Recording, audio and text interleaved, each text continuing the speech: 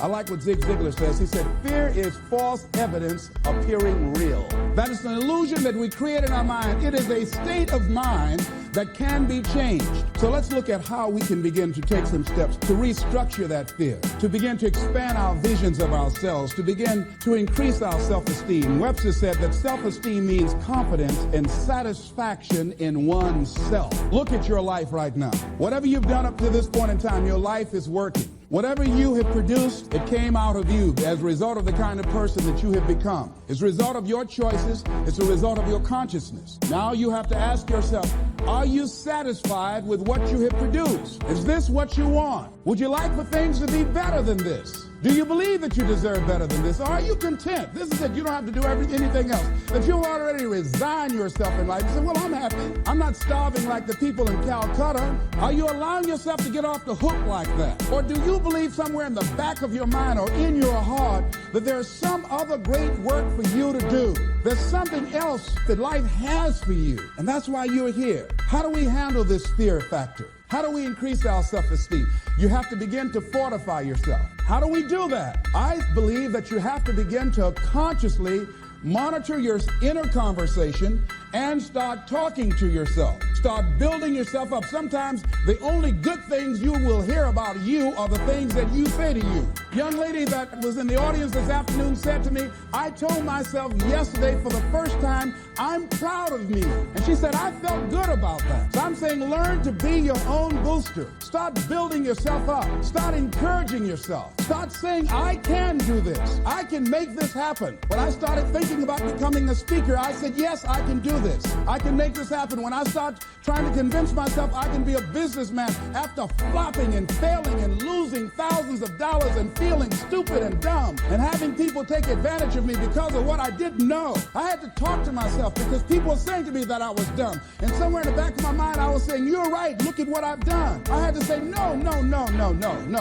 Les. Hey, come on, man. Get yourself together. You can handle this. You just haven't figured it out yet. It's all right. This is your training period. This is the tuition you have to pay for what you don't know. You can do this. Other people have done it. It doesn't take an Einstein. Get you some people that can teach you some stuff that you don't know. Get you some people that have done it successfully and learn from them. Take some seminars, workshops, read some books on how to manage a business. Change the way you see yourself and begin to tend to the personal details. Understand that nobody's going to take care of your business better than you.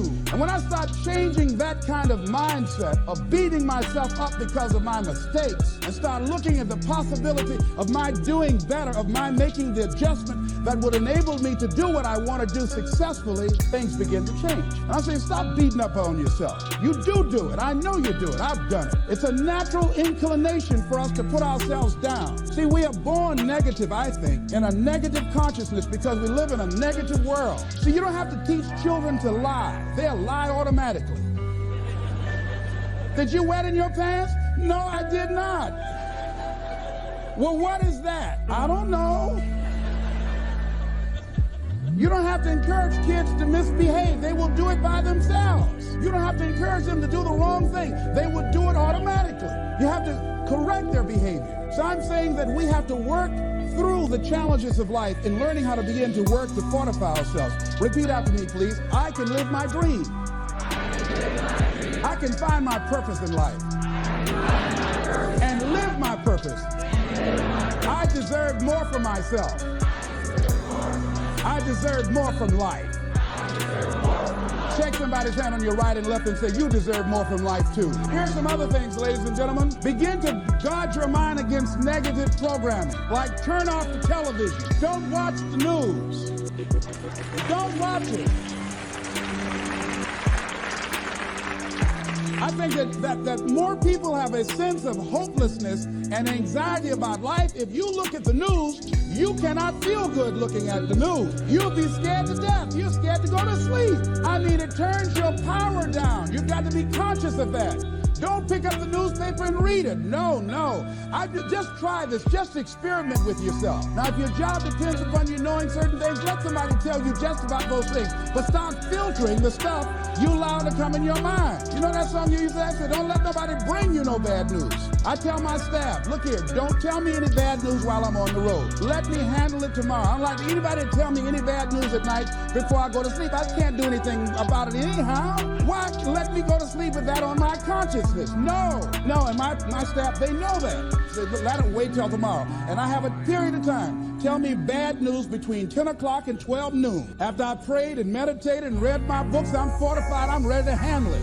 I deal with them, then I'm out of there, and I'm going on to something else. So you've got to guard the kinds of things that you put in your mind. See, if you don't program your mind will be programmed, because human beings are goal-oriented. That's why we die of broken hearts early. That's why we're running through life to early graves. We're going through life, ladies and gentlemen, and I think that Henry David Thoreau said that most men live in quiet desperation. Most of us go through life running scared. Larry DeAndre, who I think is going to be one of the greatest motivational speakers around today, told me a true story of a friend of his, that every day when he came home from school, when he would get to a certain block in his neighborhood, there was a neighborhood dog that would chase him.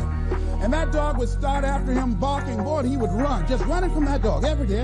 Finally, he just got tired of that dog chasing him every day. He said, this dog come around here today, I'm going to take a brick or something and bust him in the head. So he was walking home that day, minding his own business. Sure enough, same area, there was that dog there. And the dog started barking, he started running, he saw a brick, and he stopped and picked up the brick and turned around. And the dog got close to him and realized the dog didn't have any teeth. He said he put the brick down. He said, get on out my way. And ladies and gentlemen, all our lives, many of us go through life running from things that ain't got no teeth to do us any harm.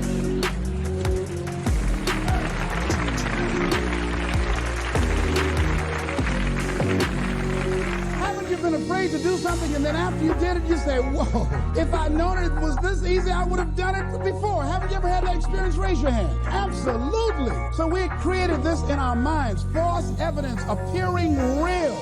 We made it real in our minds. That's why Churchill said there's nothing to fear but fear itself. That's the destructive monster. So turn off things that can contribute to your fear. Turn a deaf ear to people that all they can do is talk about how negative things are, because they have bought into the consciousness of the world. Start attending workshops, seminars, listening to tapes on a daily basis to begin to recondition your mind, to retrain your thinking. Faith comes by what? Hearing and hearing and hearing. Listen to things that can empower you, that can enable you to create a new reality for yourself, and a new life for yourself. You might appear to be strange around most people. You know, most people think you're strange if you're happy today. People say, how you doing? I said, better than good. Whoa, what's wrong with him? Just go around smiling and watch people. Look at this. Is this a weird guy over here? Because most people don't smile. Watch them. Look at their faces in the morning. Here we go, another Monday morning. How you doing? Haven't had my coffee yet. Don't ask me. See, these people have not found their purpose in life. That's why they're grumpy. That's why they're miserable. That's why they're so negative. They're hurting and they want to hurt other people. So start practicing using programs for your mind. Seminars, books, workshops. Keep a journal. Record your thoughts. What's happening with you? Every day when you get up, have a journal near you. I use a Jack Boland journal so that I can write down my ideas. I keep it by my bed so I can write down my thoughts. See, ladies and gentlemen, we get 3 to 4 thoughts a year that if we would act on those thoughts, they could change our life. Don't say, well, I'll remember that. No, write that thought down. I got a thought today I wrote down. A friend of mine is in the hospital. His morale is low. They're talking about amputating his foot. He's got to feel very bad. So I said, you know, not only am I going to see him, but I can't be there with him all the time. I said, I'm going to create a tape for him that he can listen to that will heighten his level of morale. We told him the other night, don't go to surgery. You are depressed. Your energy level is down. No, tell him not now. Don't do it now. In fact, most doctors who have any sense of awareness don't perform surgery on patients that are in a state of fear, that don't think they will make it. They wait till they're in a different state of mind. So I said, what about making tapes for people that are facing physical challenges? I said, that's a good idea.